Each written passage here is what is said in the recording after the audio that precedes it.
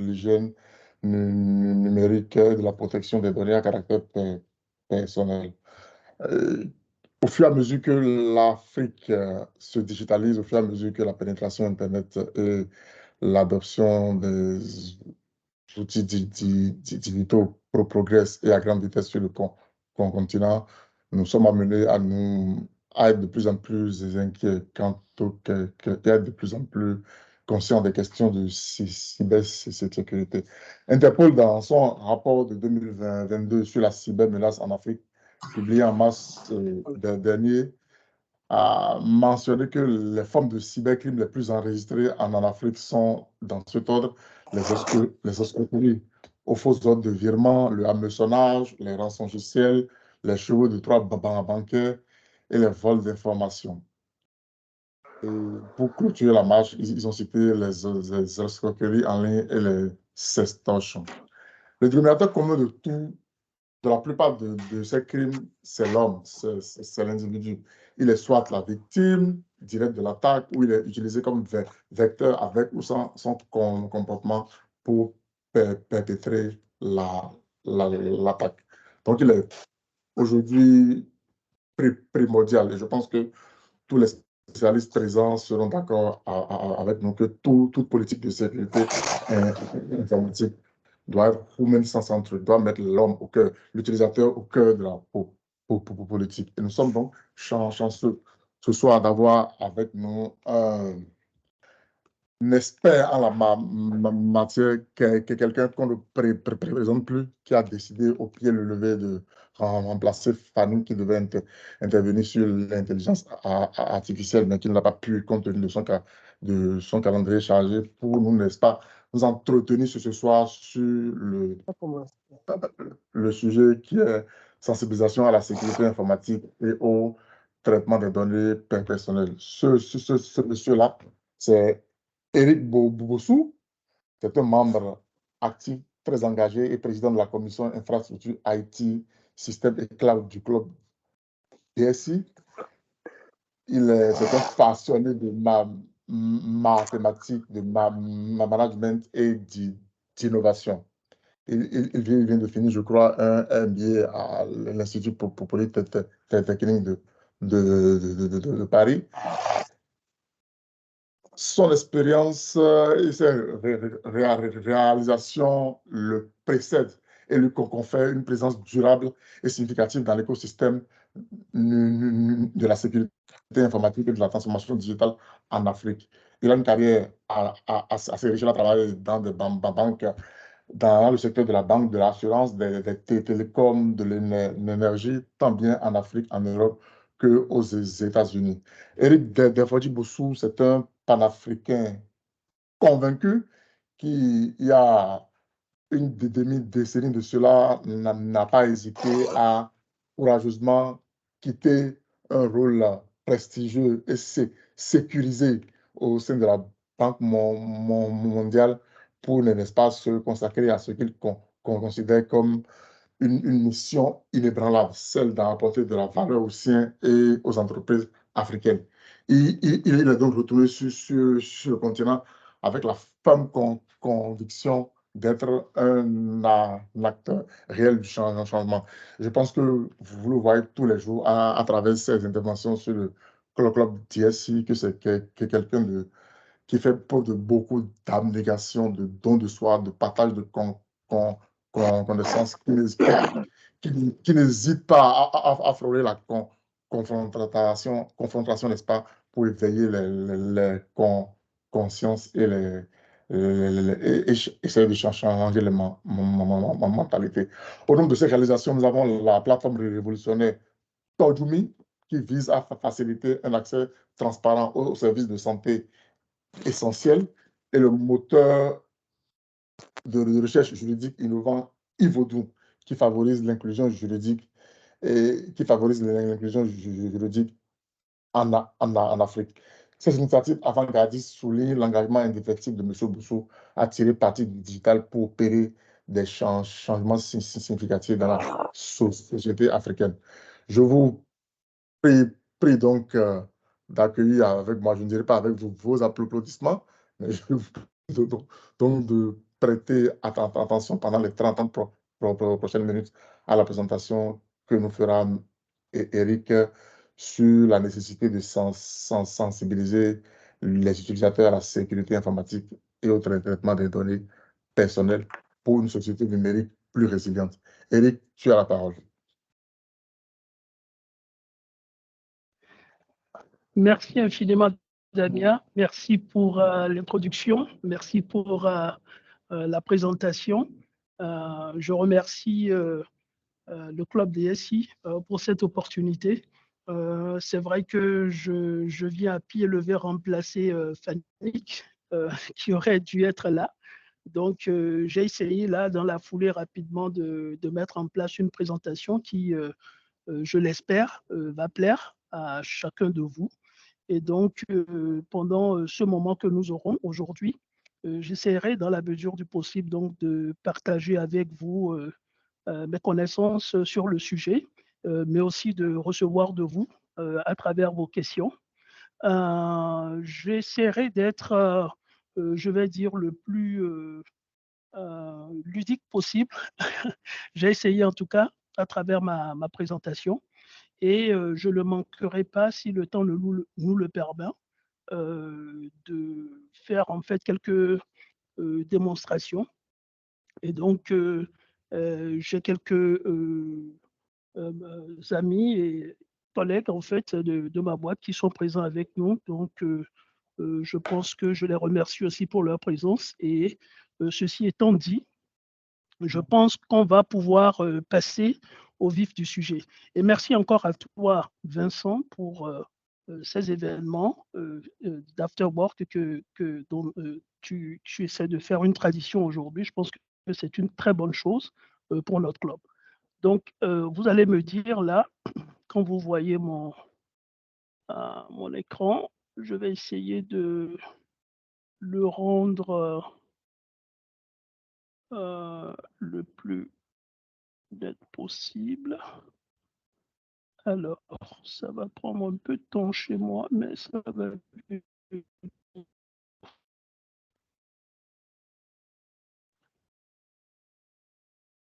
Quand c'est visible. Ça vient.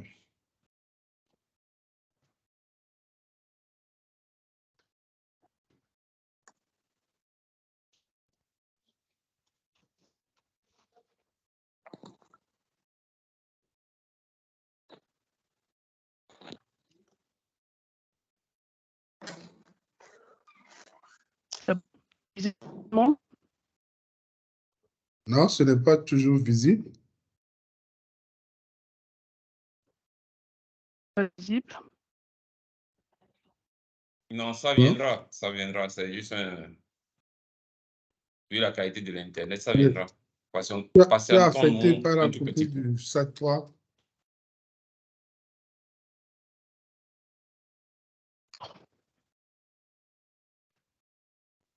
Bon, tu peux déjà commencer, ne serait-ce que par présenter le temps que ça s'affiche.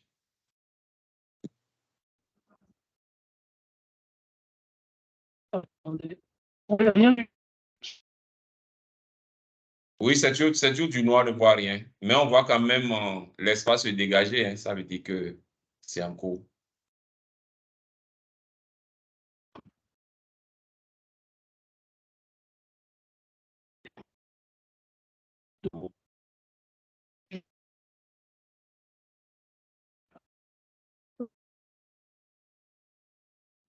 Je vais essayer de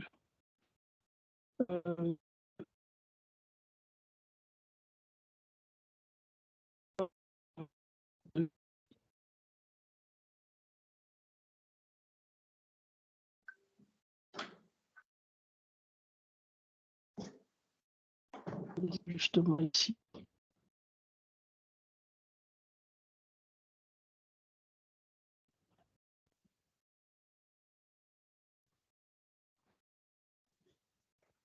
Je ne suis pas sûr que ça soit de ta faute. Hein. C'est vrai que le Bénin, bon, tout le Bénin en mode restriction de connexion. Sinon, apparemment, on voit que l'écran est déjà réservé, en tout cas, la partie de présentation. Tu peux essayer de couper et de réessayer encore, hein, de partager encore parfois ça. C'est ce que j'essaie de... Chez moi, je vois le partage, mais c'est l'audio qui crache là. Donc, c'est bizarre. Est-ce que vous le recevez bien? D'accord. Alors que nous, on entend bien, mais on ne voit rien.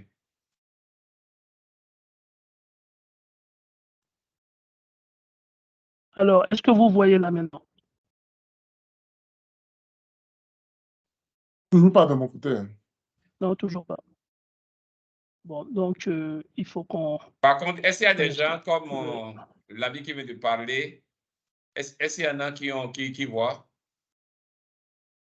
Moi, je ne vois rien. Moi non plus. Chez moi, c'est pareil. Moi, je vois. D'accord.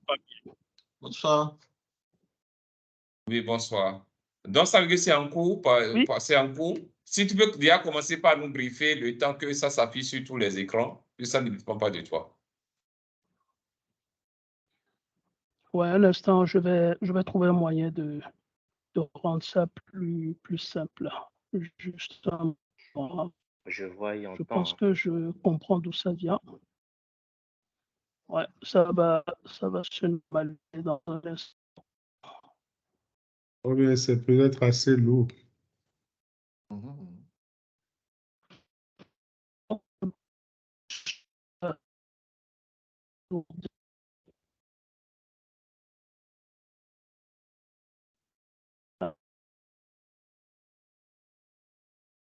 Parce que la connexion de mon côté aussi, elle n'est pas...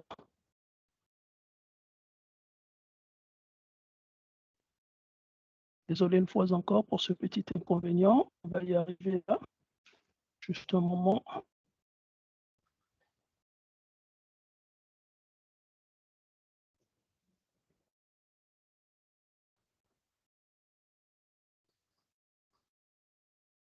Sinon, si c'est partageable ou disponible sur un drive, tu nous envoies le lien et puis chacun peut aller télécharger et suivre au fur et à mesure que tu parles en attendant que pour ne pas te perdre davantage de temps. Je sais pas. Oui, exactement, c'est une idée. Ouais. En fait, c'est ça je crois que c'est un problème. C'est un problème de connexion. Effectivement, c'est un problème de Alors, connexion. je réessaye à nouveau là. Ouais, c'est un problème de connexion. Ça va être de faire connexion. Une fois encore, vous allez me dire ce que ça coûte.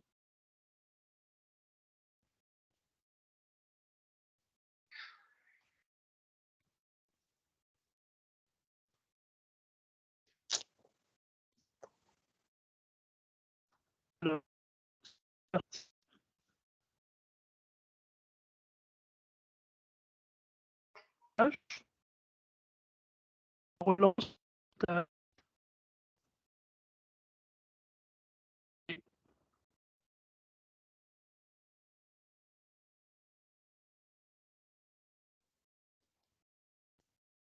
Bon,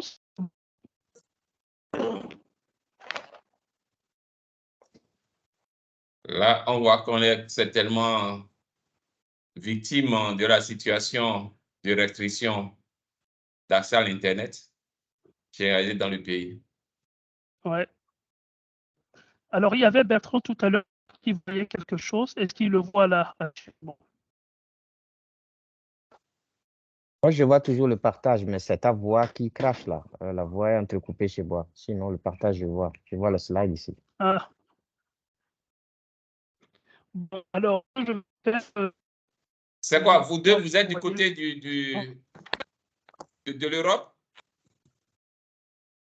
Ou Non, Bertrand moi, est au Bénin, comme nous? Moi, je suis à Calabi même. Je suis sur la fibre de Sibin. Donc, mais je d'accord. vois le partage, mais l'audio crash. L'audio n'est pas stable de mon côté. Je ne le reçois pas bien. Bon, Mais c'est je vrai vois que le l'audio ne partage. peut pas cracher également maintenant. Ouais, bon. qu'il partage alors lui son écran pour voir. Dommage.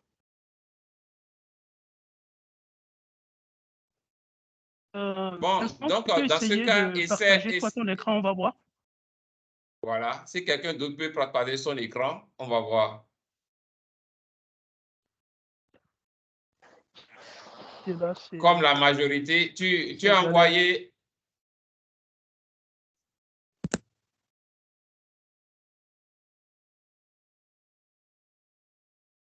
Eric, tu as envoyé ta présentation à Bertrand?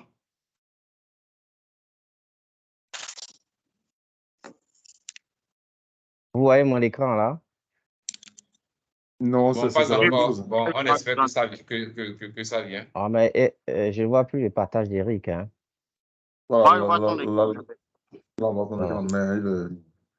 Alors, je suis là. Est-ce que vous voyez mon écran? Oui, oui pour moi. Très bien. Est-ce que c'est bon pour tout le monde? Aïe, aïe, aïe. Oui, c'est bon, c'est bon. Donc, oui. C'est bon pour tout le monde? Oui, bon, pas encore, mais moi, je vais t'autoriser quand même à commencer d'abord. Oui, c'est bon, merci. c'est bon, c'est bon. Oui, c'est bon. Donc, c'est en cours, ça viendra. Bon, on va essayer d'avancer comme ça alors. Ah oui, c'est bon chez moi également. Ok, super. Bon, ben désolé pour ce contretemps, comme quoi ce sont les aléas et tu fais bien de mentionner, Vincent, qu'on a effectivement un problème en fait sur le SAT3 qui impacte pas mal de personnes. Donc, le thème de cette journée, sensibilisation à la sécurité informatique et au traitement des données personnelles. Faire de l'humain le premier bouclier ou pare-feu de toute organisation. Alors, qu'est-ce que vous allez retenir aujourd'hui? On essaiera déjà d'aller sur quelques définitions. On va poser la problématique et on va évoquer les acteurs. Ensuite, nous parlerons de l'importance du facteur humain. Nous évoquerons l'Afrique comparée au reste du monde. Et nous essaierons de voir les différents modes de sensibilisation. Nous parlerons du critère pour le choix d'une solution de sensibilisation, parce qu'il y en a pas mal sur le marché. Ensuite, on verra comment est-ce qu'on peut faire une application concrète de toutes ces informations et voir comment concrètement sur une application entreprise, cela peut se faire. Et je parlerai des facteurs clés de succès. Et on conclura. Donc, d'habitude, j'aime bien être en mode interactif. Hein, donc, n'hésitez pas à m'arrêter si vous avez des questions. Ça, c'est une définition qui est prise en fait de l'ANSSI en France. Et comme vous le savez aujourd'hui, l'ASIN contient l'ANSSI au Bénin. Donc, la sensibilisation à la sécurité informatique est un processus continu d'éducation et de formation des utilisateurs aux menaces qui se cachent dans le cyberespace, à la manière de les prévenir et à ce qu'ils doivent faire en cas d'incident de cybersécurité. Elle contribue également à leur inculquer un sens de la responsabilité proactive pour assurer la sécurité de l'entreprise et de ses actifs. En termes simples, la sensibilisation à la cybersécurité consiste juste à savoir quelles sont les menaces et à agir de manière responsable pour éviter les risques potentiels. Et à côté de ça, vous avez la définition de la CNIL. Son pendant chez nous, c'est bien entendu la PDP.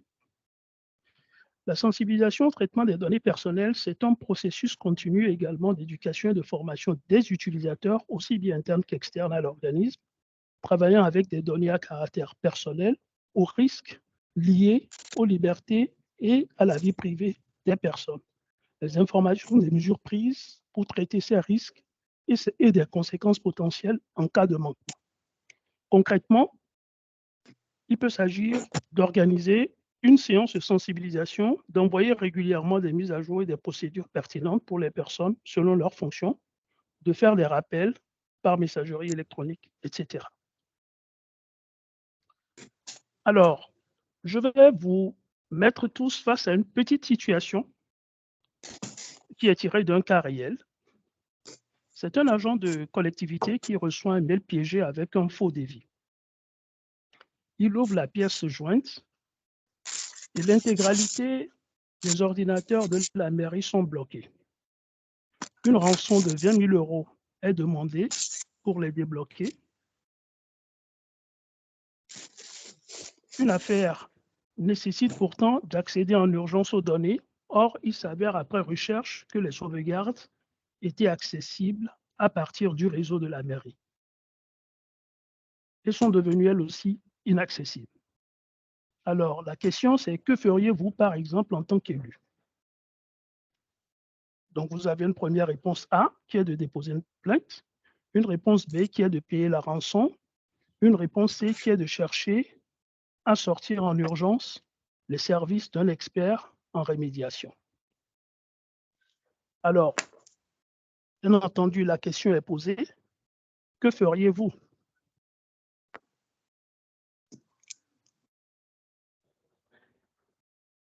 Alors, j'avais prévu un petit poll pour que ce soit interactif, mais vu les problèmes de connexion, je pense qu'on va s'en passer. Sinon, j'avais prévu un petit lien là que je devais vous envoyer. Et donc, la réponse, sinon des éléments de réponse, parce qu'il n'y a jamais de réponse tranchée dans ce genre de situation, c'est que le dépôt de plainte est indispensable. Concernant la rançon, il peut être tentant de la payer, mais il n'est pas garanti que les données seront pour autant recouvrées. Et surtout, le fait de payer peut constituer une incitation à d'autres du cyberattaques. Donc, il vaut mieux privilégier le recours à un expert en rémédiation. La meilleure action aurait pu être menée en amont. Des sauvegardes régulières et inaccessibles, la sensibilisation des agents à la reconnaissance des mails douteux et la prise de contact avec un expert en rémédiation. Alors, quelle est la problématique aujourd'hui? C'est que nous avons énormément de cyberattaques, comme vous le savez. Et 80% des hameçonnages aujourd'hui proviennent en fait d'ingénierie sociale. Vous avez des cyberattaques de partout. Vous avez des utilisateurs qui cliquent sur des liens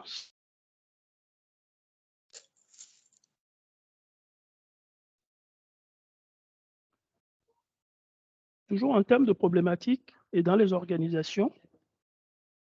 Nous savons tous qu'il y a des types de données aujourd'hui qui sont classifiées et que certaines d'entre eux sont juste des données interdites de diffusion. C'est le cas, par exemple, des données secret défense. C'est le cas des données présentant des risques pour la sécurité publique ou de l'établissement. Vous avez des données qui, souvent pour être diffusées, sont soumises à des conditions.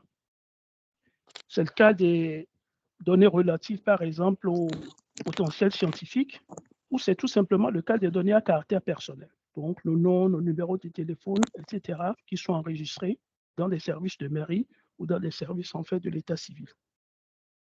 Maintenant, vous avez des données qui, elles, sont autorisées, voire obligatoires à diffusion. Donc, ce sont des données géographiques, ce sont des données environnementales, etc. Donc, dans le premier cas, c'est beaucoup plus un aspect sécurité informatique. Et ici, ce sont des problématiques beaucoup plus liées à la vie privée. Alors, je vous propose une mise en situation numéro 2, qui est aussi tirée d'un cas réel. La rentrée scolaire a lieu un mardi prochain, par exemple, et il est vendredi soir.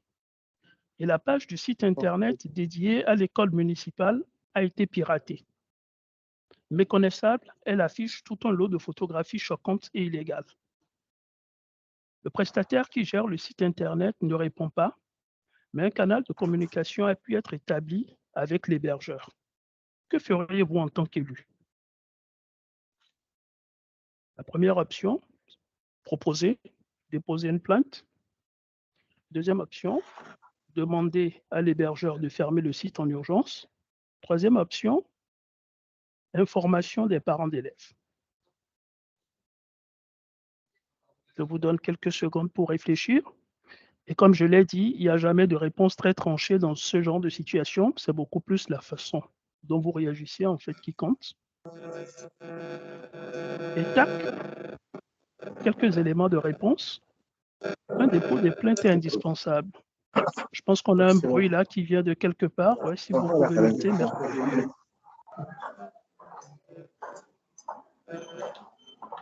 On a un micro qui est ouvert là. Merci. Donc, un dépôt de plainte est indispensable. La coupure de l'accès au site apparaît judicieuse et l'information parents d'élèves peut s'avérer opportune.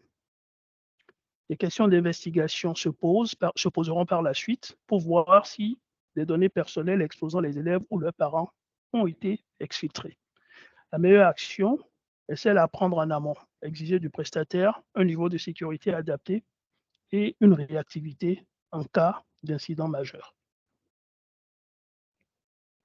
Alors, je vais essayer très rapidement de parler des acteurs donc de l'écosystème de la sensibilisation. Et il y a une phrase que j'aime beaucoup, c'est la première que j'ai mise là, c'est que de la sensibilisation à l'éducation, en passant par la formation, initiale comme continue, pour les élèves, étudiants, professeurs, chercheurs, dirigeants d'entreprises ou élus, la sécurité informatique et le traitement des données personnelles est l'affaire de tous. Au Bénin, nous avons des entités comme l'ANSSI, comme l'APDP. En France, vous avez aussi l'ANSSI et la CNIL. Bon, au Bénin, je dis l'ANSSI, c'est vrai que maintenant c'est à l'intérieur de l'ACIN, mais je suis un nostalgique de l'ANSSI Bénin, vous m'excuserez. Dans la plupart de nos pays, vous avez des acteurs hein, qui se mettent donc au service et qui parfois sont regroupés au sein d'agences gouvernementales. Donc, dans d'autres pays, parfois ce rôle-là, vous le retrouvez même au niveau des équivalents d'ARCEP. OK. Bon, je fais là un petit schéma. Vous m'excuserez, vous avez quelques termes là qui sont anglais, mais bon, c'était pour les besoins. Alors, il y a des acteurs occasionnels, des acteurs importants et des acteurs requis. OK? Donc, les acteurs requis autour de la sensibilisation, eh bien, ce sont ceux qui sont en rouge là.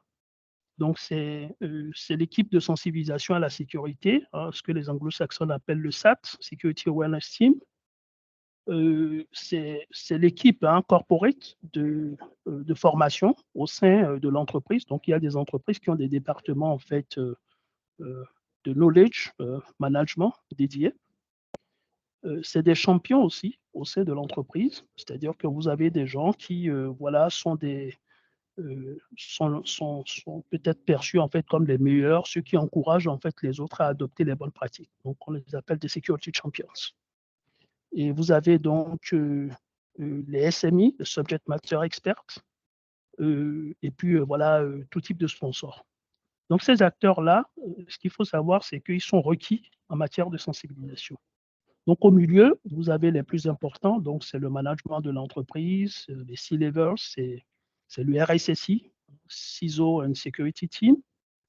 Et en occasionnel, vous avez les membres du conseil d'administration ou bien les personnes en fait des ressources humaines ou du légal. Alors, ce qu'il faut voir ici, c'est que c'est une vue, d'accord, mais purement appliquée en fait à l'échelle d'entreprise. OK? La vue que vous avez là. Et donc, toujours pour garder le rythme, je vous propose une mise en situation numéro 3, qui est tirée aussi d'un cas réel. Alors, l'éclairage public est désormais intelligent. Il peut être piloté et optimisé depuis un centre de commande dont la gestion est confiée à un délégataire. Depuis quelques jours, la moitié de la ville est privée d'éclairage public. Le délégataire parle d'un dysfonctionnement qui n'est pas encore parvenu à résoudre, mais vous n'êtes pas sûr qu'il mette suffisamment de moyens en œuvre pour remédier à la situation. Que feriez-vous en tant qu'élu? Donc, c'est un cas concret. On vous propose 3 réponses. Bien entendu, elles ne sont pas exclusives.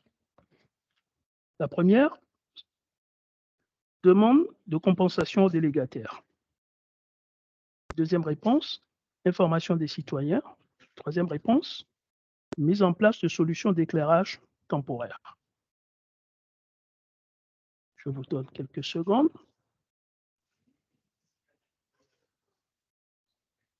Et voilà les éléments de réponse.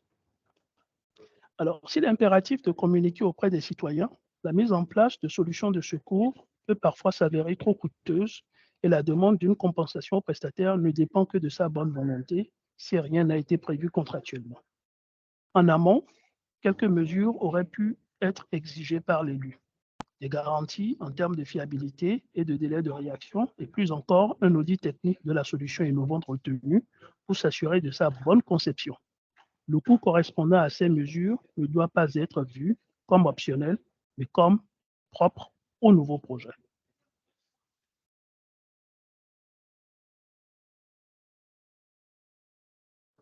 Je vais essayer de vous présenter des travaux qui ont été faits par un acteur important de la sensibilisation à la sécurité informatique et au traitement des données personnelles. Ce qu'ils ont fait, c'est qu'ils ont essayé de, dans un premier temps, de faire, je vais dire, un test de phishing, d'accord, sur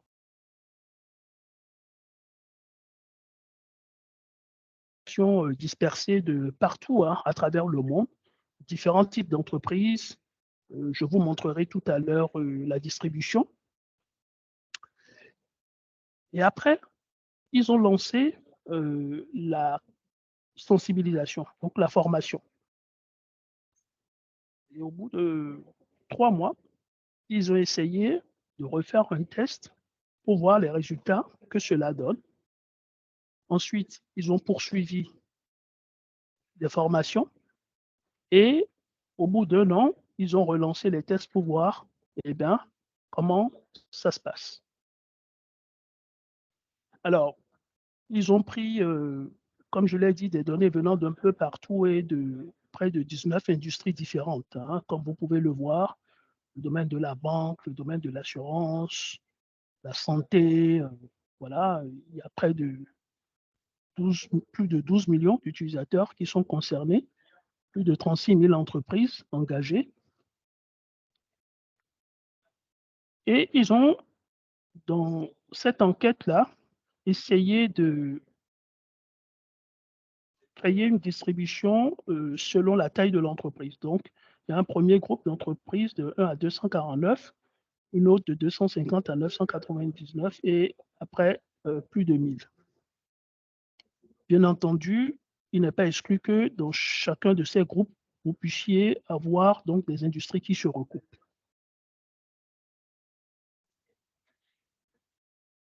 Et voilà les résultats qu'ils obtiennent, notamment les 3 premières industries par groupe. Donc, si nous prenons les entreprises de taille inférieure à 250 utilisateurs, on se rend compte que, au niveau de la santé et de la pharmacie, on a près de 32% d'utilisateurs, justement, qui ont cliqué sur ces liens de phishing-là, donc qui ont été pris. Et après la pharmacie, vous avez donc le commerce et l'éducation. Ça, c'est pour le premier groupe. Pour le second groupe, ils ont catégorisé ici comme médium.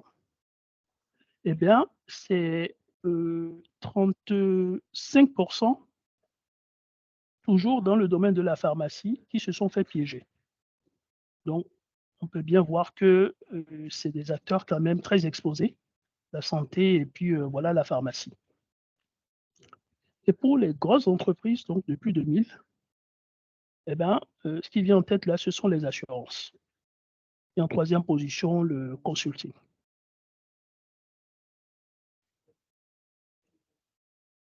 Alors, une autre représentation de cette enquête se présente comme ceci.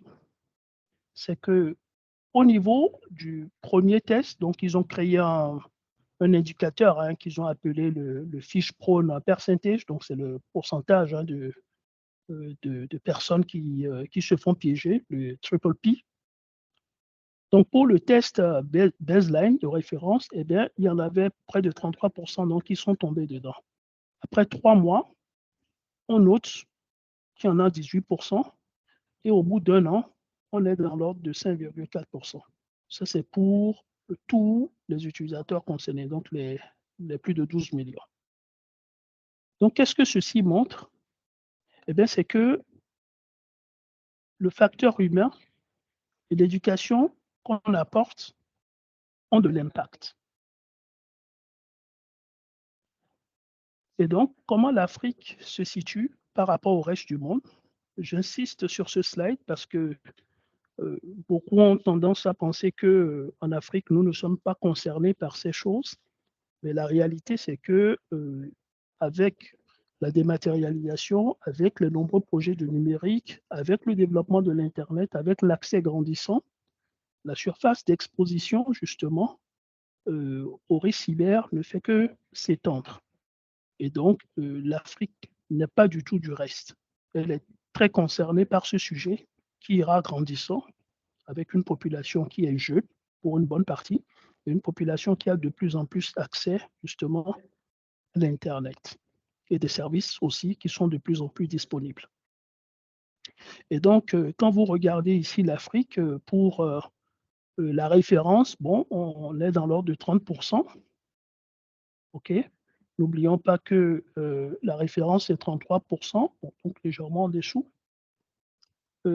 Après, au bout de 90 jours, eh bien, selon les secteurs, on voit, et puis la moyenne est de l'ordre de 20,5. Bon, ce qui est légèrement au-dessus de la moyenne globale.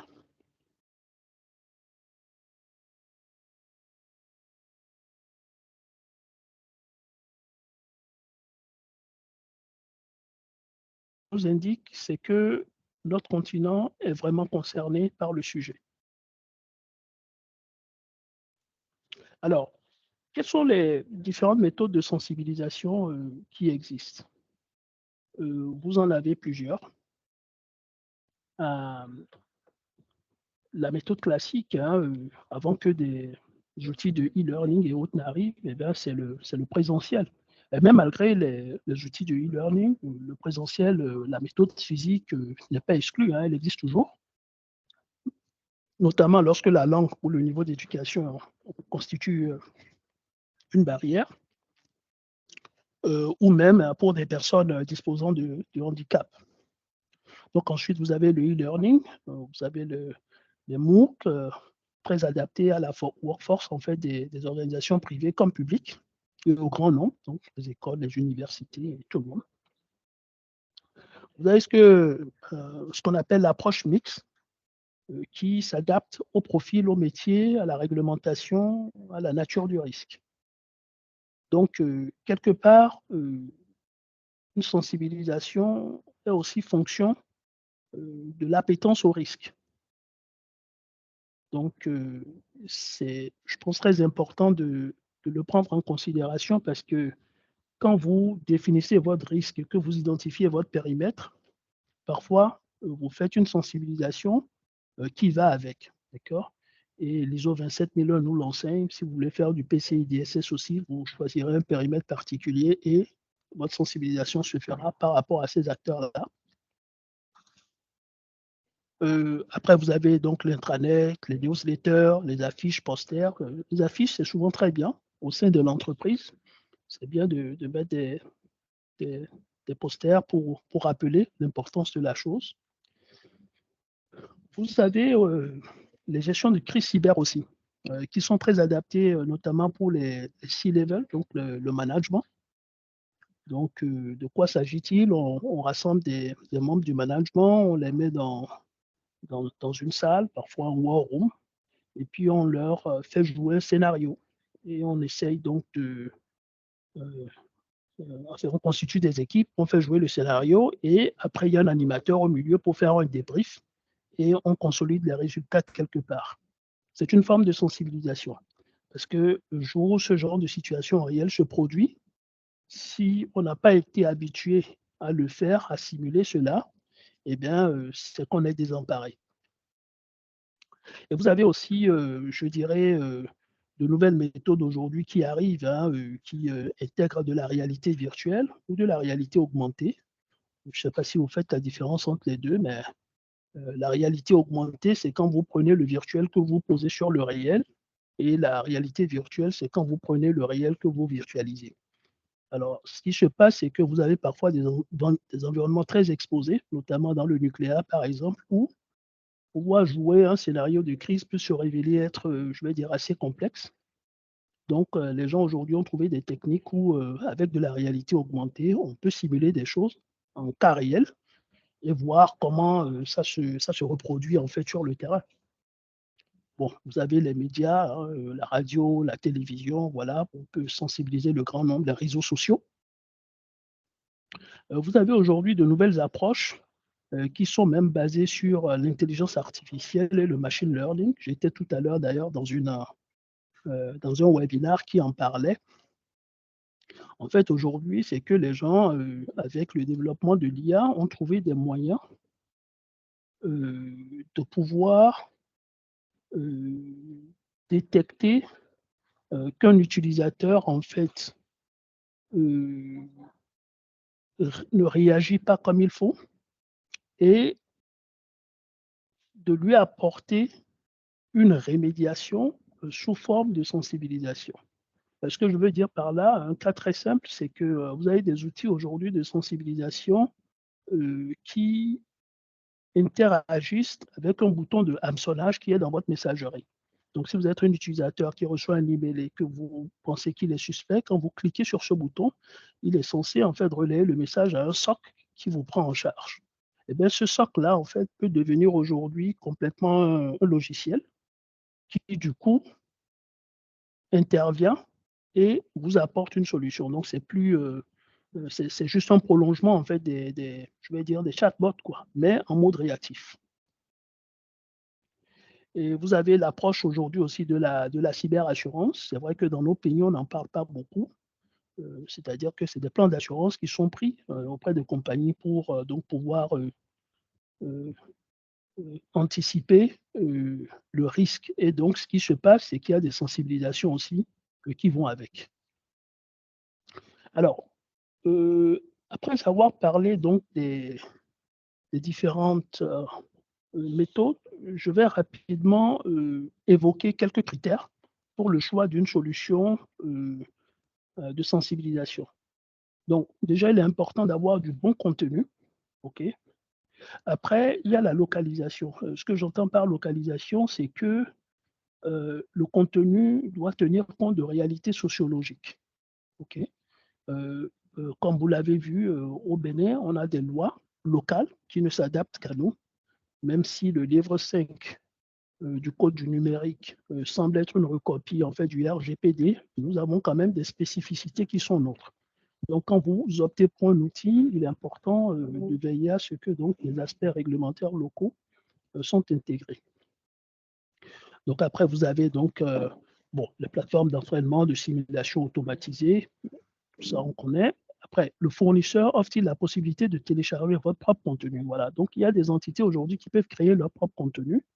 Donc, quand vous essayez de choisir une solution, assurez-vous que si vous avez un contenu fait par vous-même, je prends par exemple les gars qui sont dans les industries, par exemple quelqu'un qui est dans le coton et qui a un process de sécurité bien particulier pour sensibiliser le personnel, il peut créer sa petite vidéo au format SCORM en général et l'uploader dans cet outil-là. Donc, il faut en tenir compte. Vous avez la possibilité donc de télécharger du contenu tiers que vous irez acheter ailleurs et la possibilité donc d'intégrer de l'automatisation. Un élément important, c'est vraiment la possibilité, je dirais, de pouvoir disposer d'un dashboard qui vous donne en fait les différents résultats de tout ce qui est fait comme formation, comme quiz et comme simulation. OK? Donc, c'est ce que j'indique ici quand je parle de fonctionnalités de mesure intuitive et de rapport pour montrer le retour sur investissement. Donc, voilà un peu quelques aspects que je peux évoquer. Et vous verrez que dans la pratique, même malgré tout ça, parfois, il y a toujours des aspects qu'on ne prend pas en compte. Prenez la caissière qui est là, qui vend tout le temps et qui n'est pas exposée énormément à l'IT et tout ça. Comment on la sensibilise aussi? Parce qu'elle peut être une poche. n'est-ce pas? On peut faire du social engineering à travers elle avec, donc, ne pas perdre de vue le besoin de mixité, de flexibilité, d'adaptabilité selon l'audience, le rôle, le métier, etc. Alors, à cette étape de notre présentation, je vais passer la parole à Thérèse, je pense qu'il est parmi nous, qui va essayer très rapidement de vous montrer concrètement, hein, à quoi ressemble une plateforme de sensibilisation. Et une fois qu'il a fini, on va revenir et essayer de tendre vers la fin. N'hésitez pas une fois encore à poser des questions. Donc, Thérèse, si tu es parmi nous, tu as la parole. Merci bien, M. Bosso. Tout le monde m'entend? Je te reçois. D'accord, super. Alors, donc, je vais juste prendre la main rapidement. Comme vous l'avez notifié là, je vais présenter rapidement comment ça se présente sur une telle application, des cours et quelles sont les possibilités qu'on a. OK. Alors, avant que tu n'avances, je vois une main levée, celle de Liamidi. Désolé, je ne l'avais pas vue. Damien, je peux prendre. Hein. Je peux? Oui, allez-y. OK, merci à tout le monde. Je voudrais comprendre comment la cyberassurance peut participer à l'anticipation, puisque je croyais que l'assurance, c'est en post-action. Alors, quand on parle de la cyberassurance pour anticipation, je veux comprendre comment l'assurance peut agir en pré-action. Voilà ma première question. Merci. Oui, merci Liamidi. Alors, comme je le disais tout à l'heure, en fait, quand on va sur ces plans de cyberassurance, en fait, il y a un amont. En fait, quand vous voulez signer ce plan, l'assurance va vous demander si vous avez un programme de sensibilisation. Si vous ne l'avez pas, ils ne vont pas signer avec vous. Donc, c'est ce que je voulais exprimer par cela. C'est-à-dire que la sensibilisation devient un requirement pour une nécessité pour avoir la cyberassurance. Est-ce que j'ai répondu à ta question? Tout à fait. OK. À toi, Terence. D'accord, c'est noté. Merci. Alors là, aujourd'hui, on va dire que la solution que je vais vous présenter s'appelle Terranova. Tout le monde voit mon écran correctement. Oui, tout le monde a un visuel sur mon écran. OK, donc la solution aujourd'hui que je vous présente s'appelle Terranova. C'est une solution qui vous permet de sensibiliser directement tout votre personnel en envoyant des cours de façon spécifique au personnel que vous souhaitez. Vous pouvez cibler uniquement les cadres, vous pouvez cibler tout le monde et envoyer différents cours sur la base du niveau de compréhension et des risques de chacun. Donc, sans plus tarder, vu qu'on est déjà, on va dire, un peu avancé, je vais vous montrer un tout petit peu comment ça se présente les cours.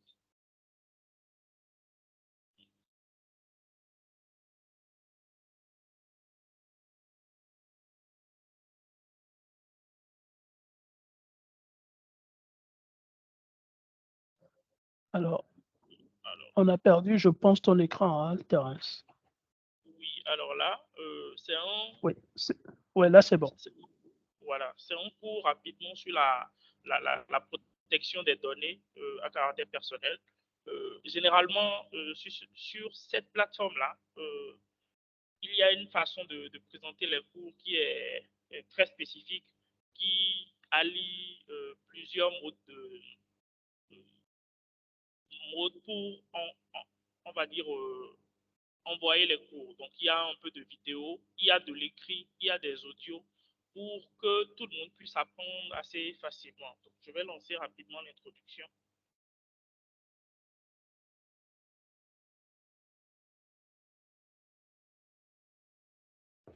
Blake, je travaille sur une nouvelle initiative du Club social et je me demandais si tu pouvais me remettre la liste des employés avec leur date d'anniversaire et adresse personnelle. Je ne suis pas certain, Kevin. Je peux essayer. Tiens, c'est bizarre. Je ne peux même pas accéder au dossier du personnel. Ce doit être un problème avec le serveur. Non, c'est normal. Étant donné que ces dossiers contiennent des renseignements personnels, ils ont des restrictions d'accès très précises. Tu ne dois pas oublier que la confidentialité est une priorité constante. Ah, maintenant je comprends.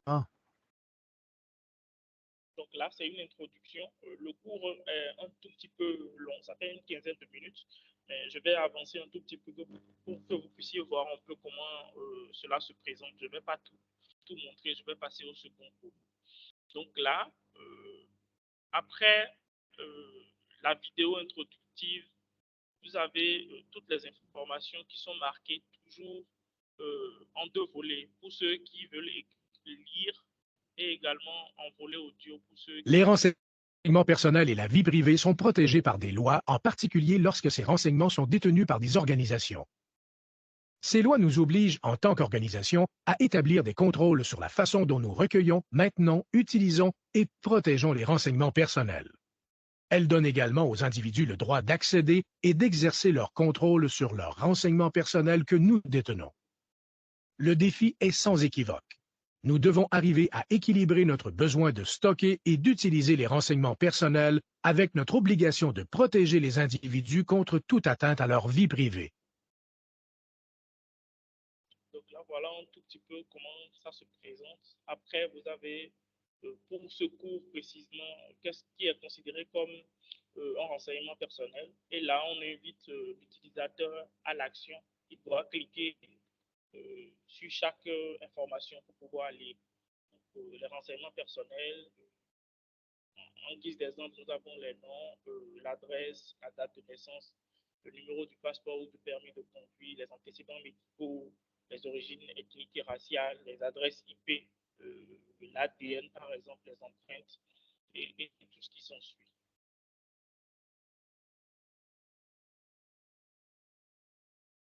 Donc, quand on informe sur les informations protégées, il faut également informer sur les renseignements qui ne sont pas non personnels.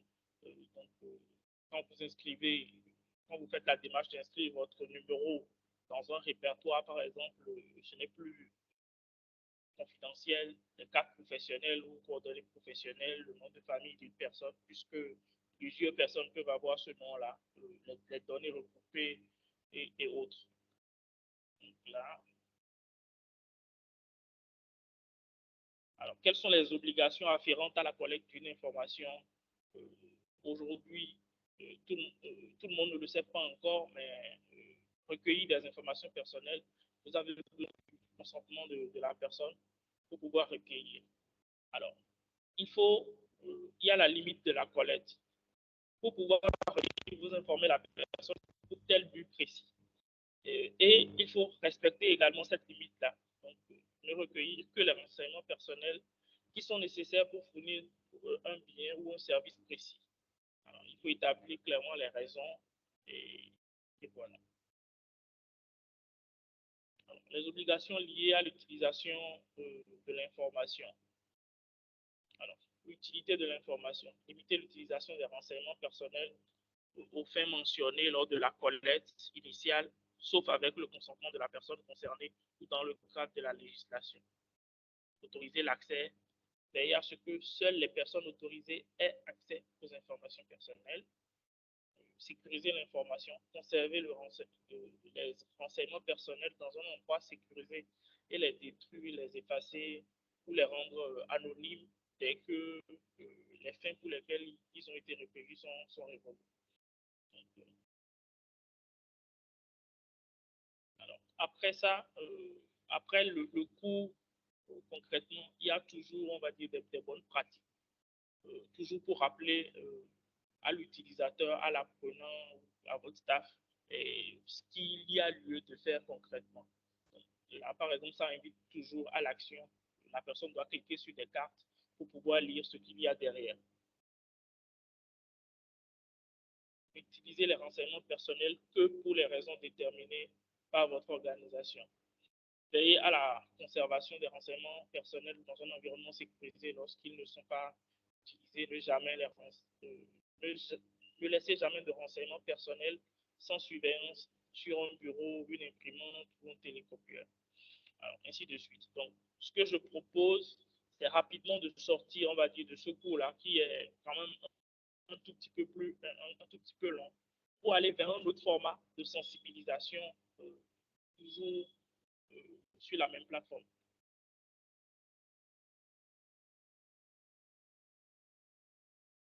Eric et son équipe, nous avons encore 5 minutes pour la présentation et je souhaiterais solliciter l'indulgence de nos participants pour qu'on excède le temps prévu d'environ 10 minutes et non que nous finissions vers 20h25 étant donné que nous avons eu quelques soucis techniques. Si vous êtes d'accord, répondez peut-être dans le chat pour que on puisse continuer.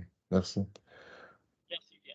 Donc là, on a un autre format de sensibilisation qui est très court et qui va à l'essentiel. Alors, ça tombe très bien. Donc,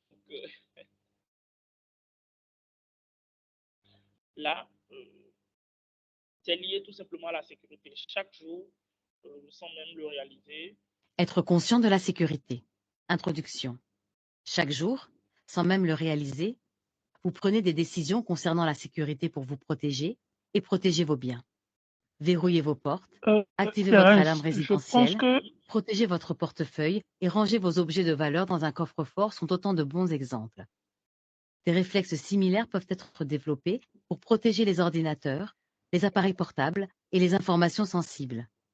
Cliquez sur chaque bouton pour voir la situation correspondante. Donc ici, on invite juste l'utilisateur à cliquer sur des onglets. Vous êtes dans un train, il est important de ne pas laisser votre ordinateur à la portée de tout le monde. Ici, quand vous prenez des appels et que vous êtes par exemple avec un collaborateur qui vous demande des informations confidentielles, il est préférable de lui dire qu'on va le rappeler pour lui donner l'information parce qu'en donnant l'information dehors, là, tout le monde peut avoir accès à l'information. Des intrusions, il faut faire attention à tous ceux qui entrent et sortent de vos locaux. La divulgation, l'accès aux comptes et la confidentialité aux informations. Toujours protéger les écrans. Il est légion aujourd'hui dans les bureaux en quittant son bureau pour aller par exemple aux toilettes ou aller voir un autre collègue de laisser son ordinateur ouvert alors qu'il y a beaucoup d'informations qui peuvent fuiter. Donc voilà un tout petit peu, il y a plusieurs modèles on va dire de sensibilisation et de contenu qui peuvent être abordés. Alors toujours, l'autre aspect qui me semble très très important à aborder ici, c'est l'avantage qu'offre cette, on va dire, cette solution-là, de pouvoir faire des hameçonnages, parce qu'il est bien de sensibiliser et d'informer notre staff, mais il est également très important de vérifier quels seront leurs comportements en cas réel.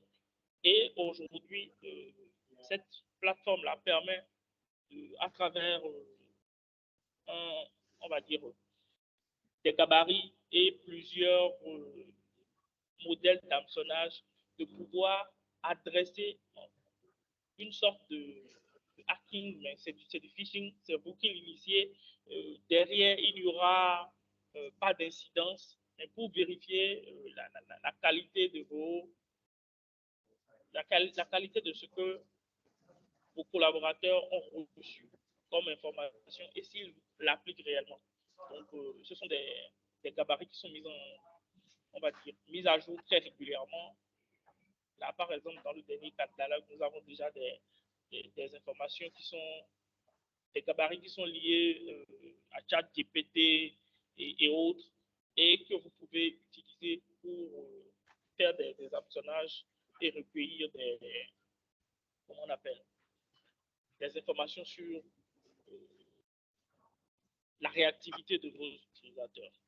Au-delà de cela, vous avez également l'indice de sensibilisation à la sécurité qui vous permet tout simplement d'avoir une vue globale sur la maturité de votre entreprise. Est-ce que globalement aujourd'hui, vous pouvez dire que vous assurez une bonne sensibilisation à tout votre personnel ou non? Donc voilà un tout petit peu, le temps n'a pas suffi, mais bon, je brosse rapidement les avantages et tout ce que la plateforme peut permettre de faire. C'est bon, monsieur. Oui, merci Thérèse. Je pense que le temps effectivement joue contre nous. On va essayer de tendre vers la conclusion. Alors, Damien, tu me reçois toujours? Oui, oui. D'accord. Donc, je reprends la main là, et puis on va essayer de conclure. Le temps imparti est vraiment très court. Est-ce que vous voyez mon écran? Pas encore, mais il faut vraiment essayer de conclure dans 1 à 2 minutes là, pour qu'on puisse avoir un peu de temps pour les questions aussi. Ça marche. Bon, ben, c'est dommage que mon écran ne soit pas visible à nouveau. Je pense qu'il y a vraiment un souci. Et donc, qu'est-ce que j'allais dire? La présentation que Thérèse... Oui, allô? Oui, j'ai dit que nous voyons l'écran. Ah, merci. OK, je pensais que ce n'était pas visible. Donc, quels sont les facteurs clés de succès? Normalement, pour qu'un programme de sensibilisation marche, il vous faut un mandat clairement défini et communiqué. Notamment, il vous faut une forte adéquation avec donc, les politiques de sécurité de votre organisation, que ce soit le SMSI, la PSSI ou tout ça aligné avec la PSSIE au Bénin, par exemple. Il vous faut une connexion active à la culture de sécurité globale et à la couche humaine de sécurité au sein de l'entreprise. Et très important, c'est vraiment de disposer du plein soutien des cadres dirigeants de votre entreprise. Donc, ce qu'il faut noter sur ce dernier point, c'est que sans un soutien exécutif cohérent et enthousiaste, eh bien, voilà, souvent les programmes de sensibilisation ne sont pas des succès. Ils sont simplement voués à l'échec. Alors, conclusion, la technologie seule n'offre pas à une organisation donc une protection infaillible contre les cyberattaques et les violations de données. Donc, une approche centrée sur l'humain constitue la meilleure des défenses contre les cybercriminels. Et pour se conformer aux réglementations industrielles ou régionales, vous le savez très bien, eh bien, notamment tout ce qui est RGPD, tout ce qui est PCI DSS, les organisations ont besoin souvent, c'est même une exigence, de former leur personnel. Si vous prenez l'ISO 27001 par exemple, dans la clause 7.3, c'est une exigence. Donc, si vous n'avez pas un programme de sensibilisation, eh bien, vous ne pouvez pas faire une démarche ISO 27001. Dans de nombreux pays, la confidentialité des données est considérée donc comme un droit fondamental et souvent même protégé par des réglementations régionales ou spécifiques selon l'industrie. Donc, on connaît tous le RGPD. Aux États-Unis, vous avez donc le California Consumer Privacy Act, le CCPA. Et au Bénin, donc, on a notre code du numérique avec notamment donc, le livre 5 qui évoque justement ces problématiques-là.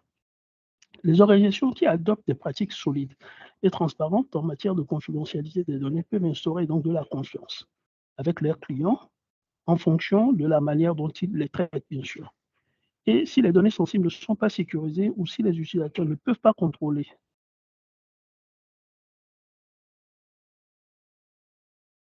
à des annonceurs, par exemple, sans leur consentement.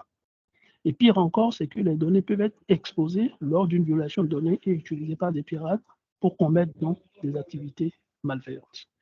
Donc voilà un peu ce qui fait la conclusion de notre webinaire ce soir. Désolé pour les quelques problèmes techniques rencontrés au début.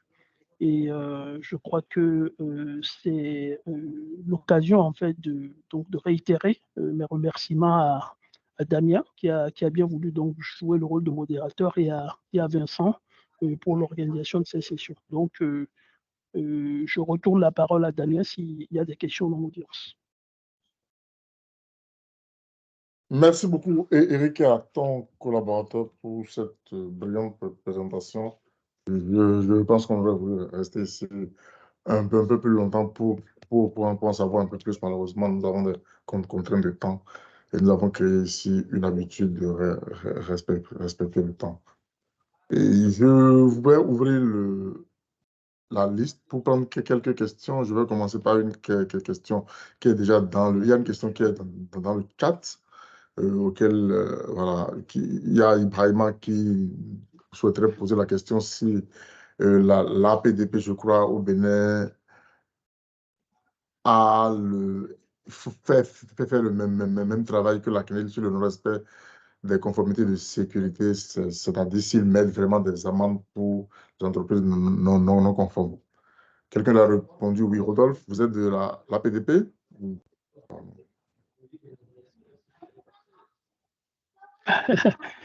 Je peux compléter. Non, Hein. je ne répondais pas à sa question. Je répondais plutôt à l'écran qui devait s'afficher, je pense. Ok, d'accord. Tout à fait. Donc, tout à fait. On va peut-être prendre la question de David et après tu pourras répondre aux deux questions à la fin. Ça marche. David, vous avez la parole.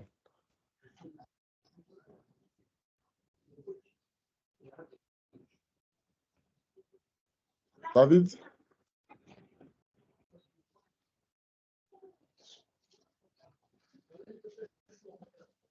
David, vous nous entendez? Bon, tu peux répondre à la question d'Ibrahim en attendant que David ça marche. pose sa question. Ça marche très bien. Mais, du coup, merci à Ibrahima et merci donc pour ces questions. Alors, la dernière question, est-ce qu'on a des statistiques sur les entreprises qui ont eu des cyberattaques au Bénin? En fait, moi, j'en ai pas. Je cherche même des informations là-dessus. Donc, je crois qu'il y a des informations qui seraient disponibles du côté de la CIN, donc à voir. Mais aujourd'hui, au Bénin, on n'a pas, je vais dire, d'indicateurs ou de statistiques sur ces entreprises, effectivement, qui se font attaquer. En tout cas, j'en ai pas. Okay, et si quelqu'un au niveau de l'audience a des sources, je suis preneur. Pour revenir donc à la question plus haut concernant donc les actions de la CNIL, oui, je pense qu'au Bénin, l'APDP, je sais qu'ils ont des démarches dans ce sens. Donc, les missions d'audit et de contrôle, je pense qu'il y a des initiatives.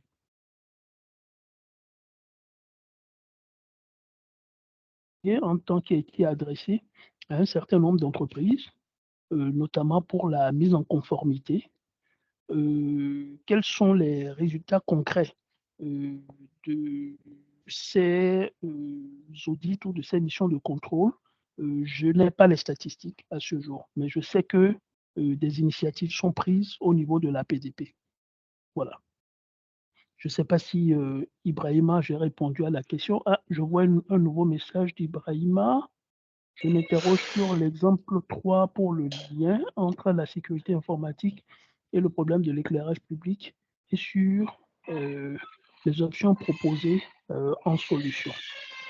Bon, ben, ce qu'il faut voir là, c'est que aujourd'hui, en fait, c'est des exemples qui parfois n'ont l'air de rien du tout, mais l'éclairage public, en fait, peut être contrôlé par de l'informatique. Donc, des attaques cyber, en fait, pour parfois couper des sources d'énergie, ça existe un peu partout à travers le monde. Je suis sûr que Damien pourra vous donner des exemples.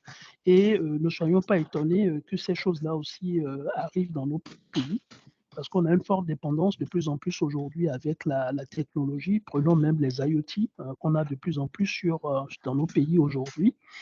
Ce sont des poches en fait de vulnérabilité. Et ne soyons pas surpris en fait que cette chose-là aussi nous atteigne, quoi. Voilà. Je retourne la parole à Damien. D'accord. David est revenu, on va rapidement prendre sa question et puis on sera vraiment obligé de conclure après. David, vous avez la parole.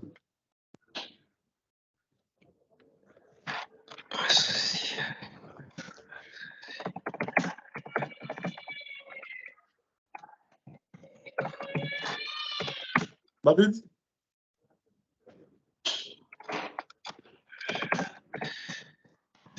Tu peux donc écrire ta question dans le chat rapidement. Ah, d'accord. Il a parlé de... OK, il pose la question dans le chat. OK.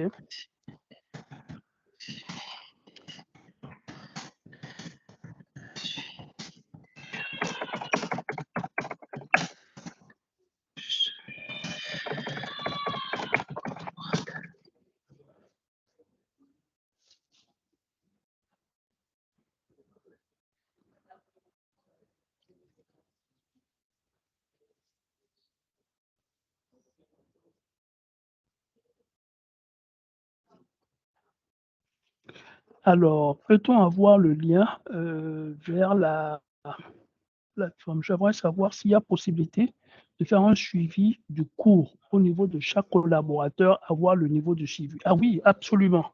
Absolument. Ça, c'est une question très importante. Je pense que Terence a essayé un tant soit peu aussi d'y répondre.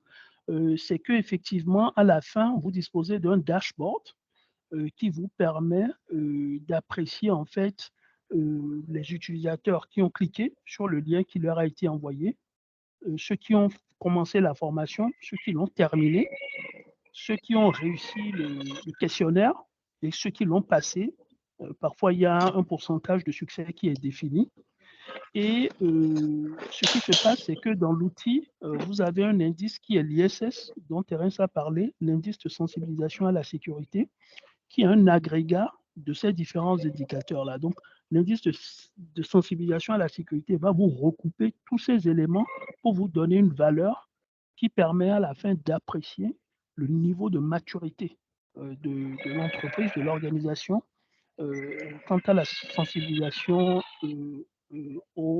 la sécurité informatique. Donc, la réponse, c'est oui. Voilà.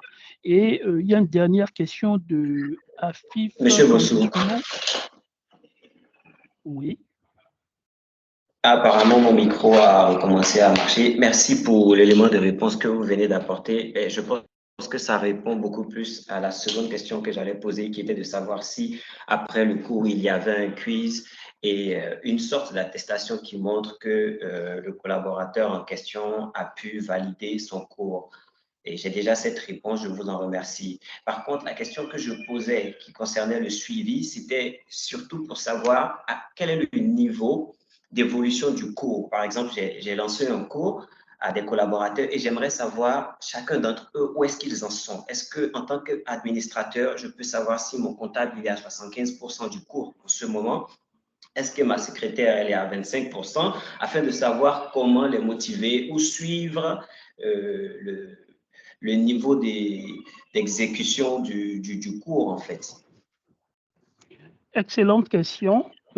Alors, je sais que l'outil aujourd'hui vous permet de savoir ceux qui ont commencé et qui n'ont pas terminé. L'outil vous permet de savoir ceux qui ont terminé, mais est-ce que l'outil permet de savoir quel est le pourcentage? Pas à ma connaissance, je vais peut-être laisser la parole à Thérèse au cas où il aurait des informations là-dessus. Alors, merci. Comme vous l'avez dit, l'outil permet aujourd'hui à l'administrateur juste de connaître ceux qui n'ont pas encore commencé, ceux qui ont commencé mais qui n'ont pas terminé, et ceux qui ont terminé. Mais derrière, l'administrateur peut planifier des messages systématiques à envoyer à ceux qui ont commencé et à ceux qui n'ont pas encore commencé, par exemple, sur une durée précise. Par exemple, si vous lancez le cours sur 3 semaines, vous pouvez faire des rappels tous les 3 jours, par exemple, ou chaque début de semaine pour leur rappeler qui n'ont pas encore commencé ou qu'ils ont commencé mais qui n'ont pas terminé. Et dès qu'ils terminent, ils ne reçoivent plus le message. Donc, voilà un tout petit peu les possibilités qu'il y a aujourd'hui.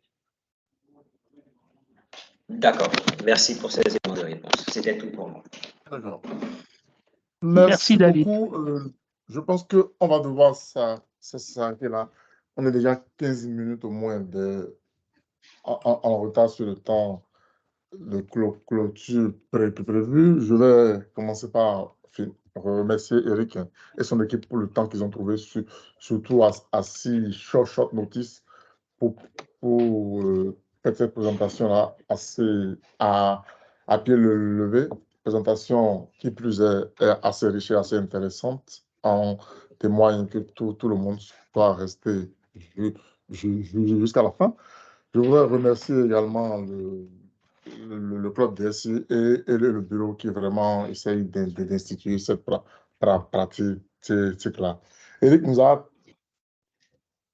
en 3 cas d'environ, il nous a rappelé un peu, il nous a proposé quelques définitions de la notion de sensibilisation, de la notion de protection des données à caractère personnel, appeler l'importance du facteur humain, faire une petite comparaison entre l'Afrique et le reste du monde pour nous montrer quand même que la menace existe en Afrique, et la bonne nouvelle est que les solutions de sensibilisation marchent aussi bien en Afrique qu'ailleurs. Donc, lorsqu'ils sont sensibilisés, les Africains deviennent, comme Eric le souhaitait, les premiers pare-feux de l'entreprise contre les cyberattaques. Il nous a parlé des mots de sensibilisation et a fini par les facteurs clés du succès. Je pense pour ma part que c'est une présentation assez intéressante et ça ouvre, n'est-ce pas? Et il y a des choses ici que en tant que spécialiste, en tant qu'expert en guillemets du domaine, nous prenons pour acquis, mais qui au fait nous échappent du fait de la routine de tous les jours. Il serait peut-être intéressant que le bureau pense à organiser peut-être des workshops sur de manière spécifique sur l'hygiène numérique pour nous rafraîchir un peu la mémoire et peut-être les dispositions du code du numérique sur la protection des données également. Je vais m'en arrêter là et passer la parole à Vincent, peut-être pour son mot de clôture, tout en vous remerciant tous pour le temps que vous avez passé avec nous ce soir. Merci. Vraiment tout le plaisir pour moi d'avoir suivi de bout en bout le présentateur, son assistant et le modérateur. C'est vraiment très intéressant. C'est vrai que le facteur temps, c'est le seul élément que l'homme ne veut pas appréhender, ne peut que le gérer. Je remercie au nom du bureau tous les participants qui ont accepté de partager ces 60 plus 15 minutes avec nous. C'est vraiment un plaisir. C'est ce qui nous encourage et nous donne la force d'aller de l'avant. Donc, je vous rappelle que nous sommes en train de clôturer la 6e session de nos after-work. La 7e session, c'est pour le 13 octobre 2023 sur le thème « Comment construire son avantage concurrentiel dans le domaine du numérique ?» Un thème qui sera animé par le collègue Thierry Akwasu et modéré par Matt Bankole. Je vous invite tous à inscrire déjà ce rendez-vous à vos agendas. Merci et à la prochaine. Merci à tous.